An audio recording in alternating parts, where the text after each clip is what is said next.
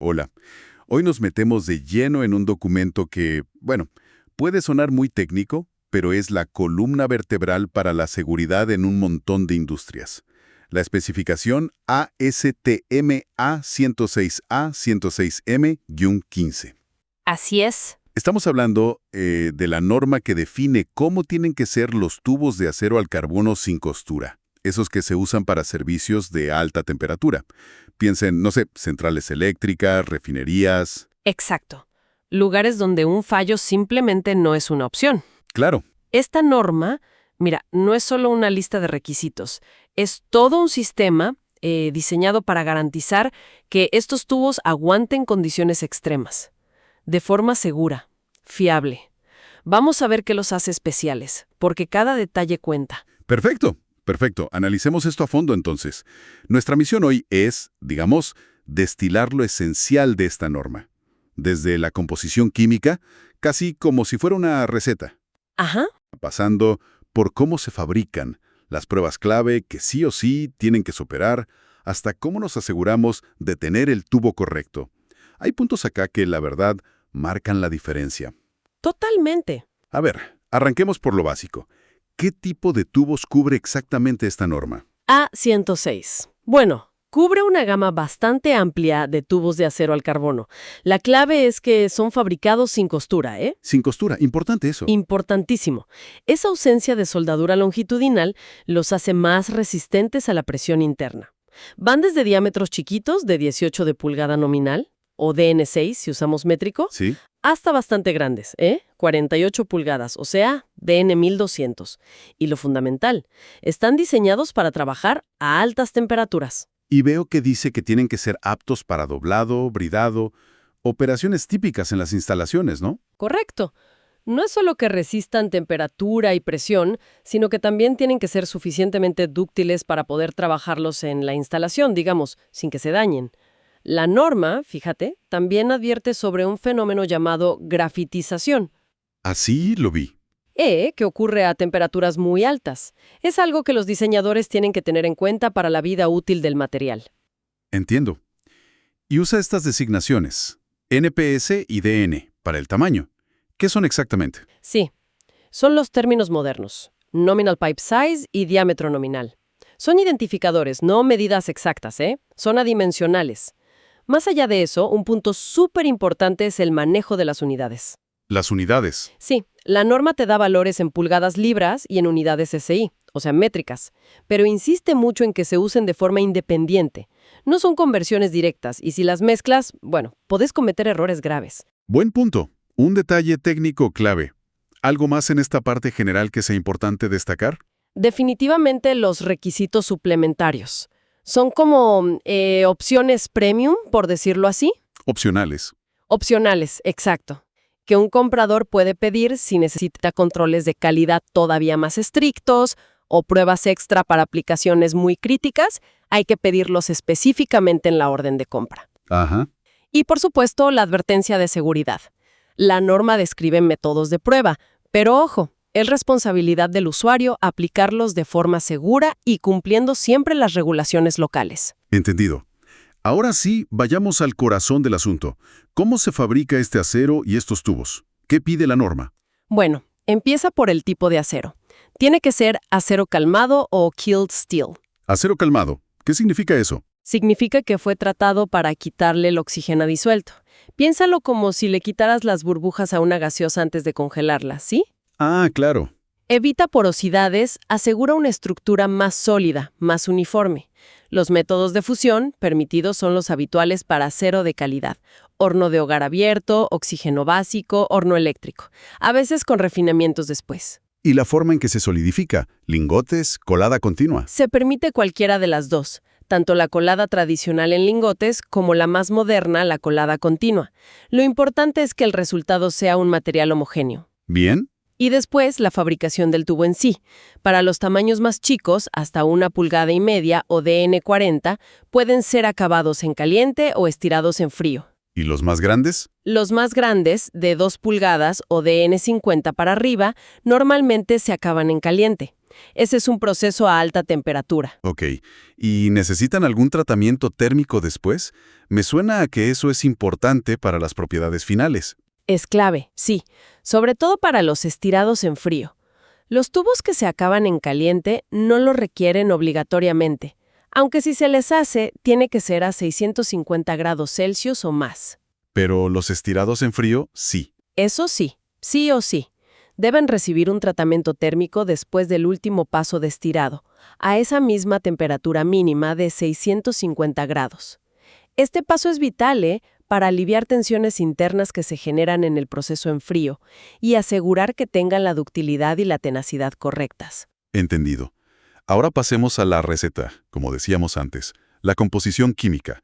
¿Qué tiene de especial el acero A16? La norma es muy precisa acá. Tiene límites bien definidos en la tabla 1 para 3 grados, A, B y C, que van aumentando en resistencia. Se controla súper estrictamente el carbono y el manganeso. Que son clave para la temperatura alta, ¿no? Justamente. Y hay una regla interesante. Te permiten un poquito más de manganeso si bajas el carbono, como para mantener un balance.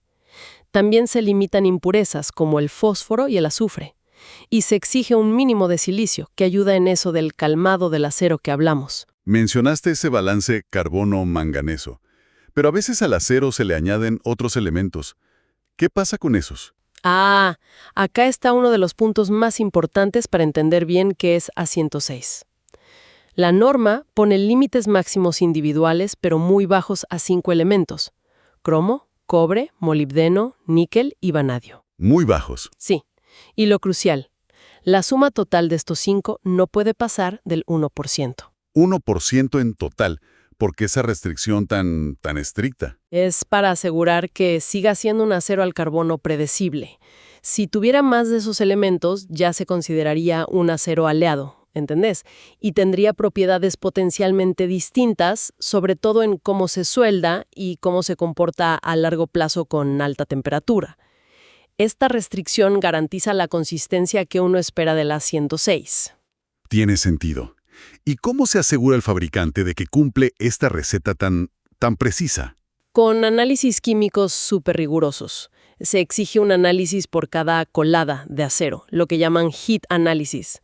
Y si el comprador lo pide, también se tiene que hacer un análisis adicional sobre los tubos ya terminados. Una muestra del lote, eso es el product analysis. ¿Y todo registrado? Todo registrado y disponible, sí. Bien, ya tenemos la receta química. Ahora, la resistencia. ¿Qué tan fuertes, digamos, tienen que ser estos tubos? La tracción, o sea, cuánto aguanta antes de romperse. Sí. Y el límite elástico, que es cuánto aguanta antes de deformarse permanentemente. Estos mínimos son diferentes para los grados A, B y C. Claro, A, B y C. Exacto. Y también se exige un alargamiento mínimo. Esto mide la ductilidad, cuánto se puede estirar antes de romperse. Es vital para la seguridad. Asegura que el tubo no falle de forma frágil, quebradiza. Ok, el material parece estar súper controlado. Pero ¿cómo verificamos que el tubo terminado de verdad cumple todo esto y que no tiene defectos escondidos? Acá entran las pruebas, ¿verdad? Correcto. Y son varias. Primero, tenés pruebas que verifican la ductilidad. Para tubos chicos, hasta 2 pulgadas o DN50, se hace una prueba de doblado. Doblarlo. ¿Sí? Una muestra se dobla 90 grados, en frío, alrededor de un mandril específico. No tiene que agrietarse. Y si se piden para enrollado cerrado, la prueba es todavía más dura, 180 grados. Esto asegura que el tubo se pueda manipular en la obra sin problemas. Entiendo. ¿Y qué hay de la capacidad de soportar aplastamiento? ¿Se prueba eso? Existe una prueba de aplastamiento, sí. Se comprime una sección del tubo hasta que las paredes opuestas se tocan. Pero, curiosamente, no es obligatoria para todos los tubos A106 estándar. No. No, pero sí se exige que el material sea capaz de pasarla si se pide como requisito suplementario. El S3. Es otra forma de medir la tenacidad y ver si hay defectos que podrían iniciar una fractura si se deforma. Ok, eso cubre la ductilidad. Pero la función principal es contener fluidos a alta presión, ¿no? ¿Cómo se asegura la estanqueidad, la integridad interna? Aquí la norma ofrece una elección importante. La opción, digamos tradicional y estándar, es la prueba hidrostática. La de agua a presión. Exacto. Cada tubo se llena con agua a una presión bastante alta que está especificada en la norma y se mantiene así un tiempo. No tiene que haber ni una fuga visible. ¿Y cuál es la alternativa? Mencionaste que había una elección. La alternativa que puede elegir el fabricante o pedirle al comprador es realizar una prueba eléctrica no destructiva, NDE por las siglas en inglés. NDE, pruebas no destructivas. Eso mismo. Es una inspección con tecnología que busca defectos sin dañar la pieza. ¿Y qué tipo de tecnologías NDE se usan? ¿Ultrasonido, cosas así? Las más comunes que permite la norma son justamente ultrasonido, que usa ondas sonoras para detectar discontinuidades internas o superficiales. Ajá. Corrientes de EVI que usan campos electromagnéticos buenas para detectar defectos superficiales, sobre todo los cortos y abruptos. O fuga de flujo magnético, que usa campos magnéticos para encontrar imperfecciones longitudinales o transversales. Suena bastante avanzado. ¿Y por qué elegir NDE en vez de la prueba hidroestática? ¿Son equivalentes? ¿Una es mejor que la otra? Es una pregunta clave esa. A ver, la prueba hidroestática es excelente para encontrar fugas directas, sí, pero podría no detectar una fisura muy finita, que no atraviese toda la pared, o que solo fugaría a una presión más alta. Claro. La NDE, en cambio, puede detectar esas discontinuidades internas o superficiales antes de que se conviertan en una fuga. Cada método tiene sus puntos fuertes. La NDE busca defectos estructurales. La hidrostática prueba la estanqueidad en ese momento. La elección, depende un poco de la filosofía de inspección y de los riesgos que se quieran cubrir. Se puede. Podés pedir los tubos sin prueba hidrostática ni NDE. Pero mucho ojo. A ver. Tienen que marcarse obligatoriamente con las letras NH. Not hydrostatically tested. Y es crucial. Un tubo que haya fallado antes una de estas pruebas no se puede vender como NH. Ah, importante eso. Muy importante. La certificación tiene que reflejar esta condición. Es una opción para aplicaciones de riesgo muy, muy bajo, pero hay que ser muy consciente de lo que implica. Claro. Volviendo a la NDE, ¿cómo se aseguran de que detecta lo que tiene que detectar? ¿Cómo se calibra? Se calibra con mucho cuidado. Se usan patrones, que son tubos que tienen defectos artificiales de tamaño conocido, como muescas o agujeritos. El equipo NDE se ajusta para detectar la señal de esos defectos artificiales. Como una referencia. Exacto. Luego, cuando inspeccionas los tubos de producción, cualquier señal que sea igual o más fuerte que la del patrón se considera una indicación sospechosa y hay que evaluarla. ¿Y si encuentran una indicación? ¿Se rechaza el tubo directamente? No necesariamente de inmediato. Primero se reexamina esa zona. Si se confirma que es un defecto grave, como una grieta, ahí sí, el tubo se rechaza, a menos que se permita repararlo. Repararlo. Sí, por ejemplo, por amolado si es superficial, o con soldadura si se aprueba. Y después tiene que volver a pasar la prueba. Hay criterios específicos para evaluar qué tan grave es. También hay que tener en cuenta que la NDE puede tener limitaciones justo en los extremos del tubo, lo que se llama efecto de extremo. Ok. Ya cubrimos fabricación, química, resistencia, pruebas de integridad. Hablemos ahora de las dimensiones físicas. ¿Qué tan precisos tienen que ser estos tubos? Hay tolerancias definidas para todo, sí. El peso, por ejemplo, no puede desviarse mucho de lo especificado. Máximo un 10% para arriba, mínimo un 3.5% para abajo. ¿Y el diámetro? El diámetro exterior tiene tolerancias que cambian según el tamaño del tubo, pero son bastante ajustadas. Y si necesitas un ajuste muy preciso para aplicaciones especiales, podés pedir tolerancias todavía más estrictas. Y el espesor de la pared. Me imagino que eso es crítico para aguantar la presión. Absolutamente crítico.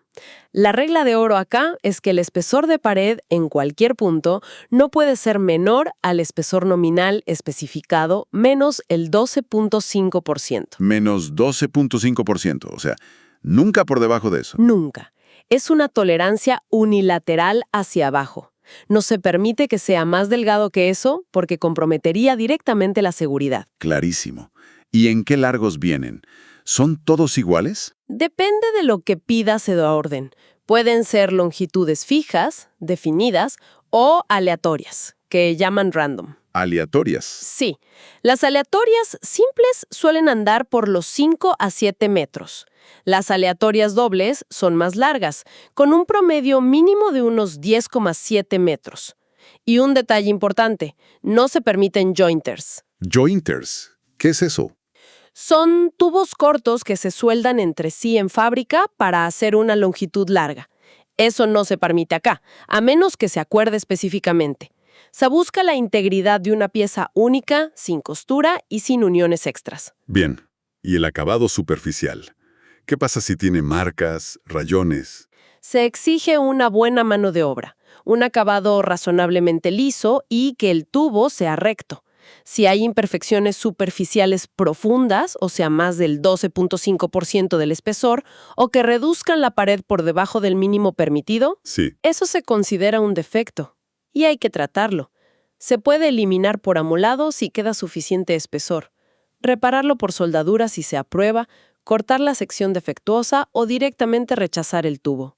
Incluso las marcas más chicas. Incluso imperfecciones menores si superan cierta profundidad, como 1,6 milímetros, o defectos visuales como costras, deben eliminarse por amolado para dejar la superficie suave. Entiendo. ¿Y los extremos del tubo? ¿Cómo vienen preparados para unirlos, para soldarlos? Depende del tamaño y del espesor. Los tubos chicos pueden tener el extremo liso, cortado a escuadra o biselado.